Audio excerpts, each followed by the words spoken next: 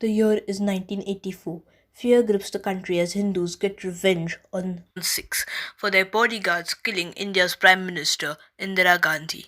To understand the full story behind this, we must go several months back to Operation Blue Star, an operation aiming to flush out the Khalistanis, a separatist group aiming to create a separate Sikh nation.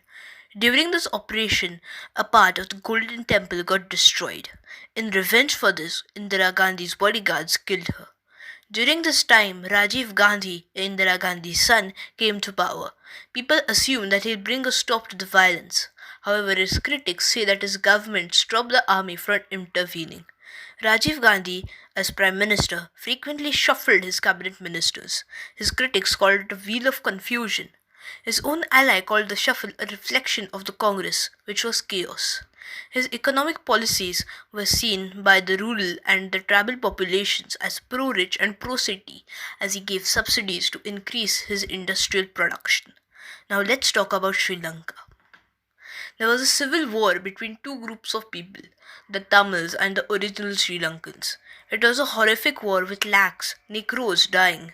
Rajiv Gandhi was originally supporting the Tamilians by supplying weapons to them. However, in 1987, Rajiv Gandhi signed a treaty with the Sri Lankans and he deployed the Indian army into the area. In this way, the Indians fought for the Tamilians as well as the Sri Lankans. This decision cost his life when he was campaigning in the 1991 elections. Rajiv Gandhi also faced several accusations for corruption, for example, the Boffa scandal, the HDW scandal, the $2.5 billion in Swiss banks, and the funding by the KGB. We will talk about Rajiv Gandhi's corrupt activities in another video, but today we must move on. In 1989, the Congress lost the elections and a coalition government came to power under VP Singh. The problem with this government that it had members from the extreme right wing and extreme left wing. The government faced and created a series of problems like the forceful exodus of Kashmiri Hindus from the Kashmir Valley, the demolition of the Babri Masjid, and the Mandal Commission, which reserved 50% of the seats of government, jobs, schools, etc. to the scheduled castes and the scheduled tribes. The BJP, who was a part of the coalition, left it after one of its members, L.K. Advani, was arrested by a member of the coalition, Lalu Prasad, after L.K. Advani entered Bihari territory. Almost immediately, a man named Chandrasekhar left the alliance with 64 people, got backing from the Congress, and became the Prime Minister. Like this, governments came and went, alliances rose and fell till 1998, when Atal Bihari Vajpayee of the BJP was elected Prime Minister and he served a full 5-year term without getting ousted from power.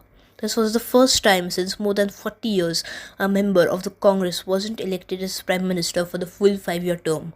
However, in 2004, the Congress formed an alliance called the UPA and won the elections. Everyone expected that Sonia Gandhi, the Congress's party president, would become Prime Minister. However, she appointed Manmohan Singh, a respected economist and former finance minister, as Prime Minister. The reason for his appointment as Prime Minister was that he was a centrist among the UPA and was respected by all the alliance members. However, though Manmohan Singh was Prime Minister, it became clear that the actual power lied with Sonia Gandhi. Manmohan Singh's policies towards economics, healthcare and education and his foreign policy towards Afghanistan shined the most. He didn't make the mistake of stopping the Golden Quadrilateral Highway taken by the BJP under Atal Bihari Vajpayee. His government also could handle the global recession quite well. In Afghanistan, India supplied money to the common people and not to the corrupt officials, unlike some countries. His notable achievements was that he was one of the founding members of the BRICS with Brazil, Russia, China, and later South Africa. In 2009, Manmohan Singh was re-elected as Prime Minister, with the UPA winning 322 seats.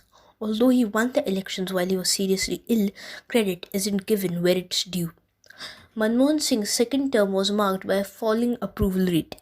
The Comptroller and Auditor General, which analyzes what is good and what is questionable in the government's profit or loss, filed a report which said that coal blocks were given for free to certain private companies worth $1.85 trillion in 2012.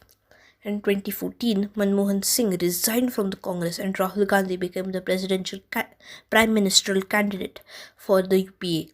However, the BJP-led alliance NDA won the elections by a majority of 336 seats, and Narendra Modi became the Prime Minister of India.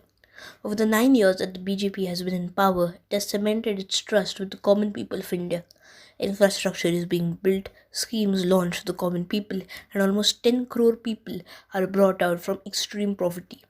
Meanwhile, the Congress under Rahul Gandhi can't connect to the populace, and its credibility degrades day by day.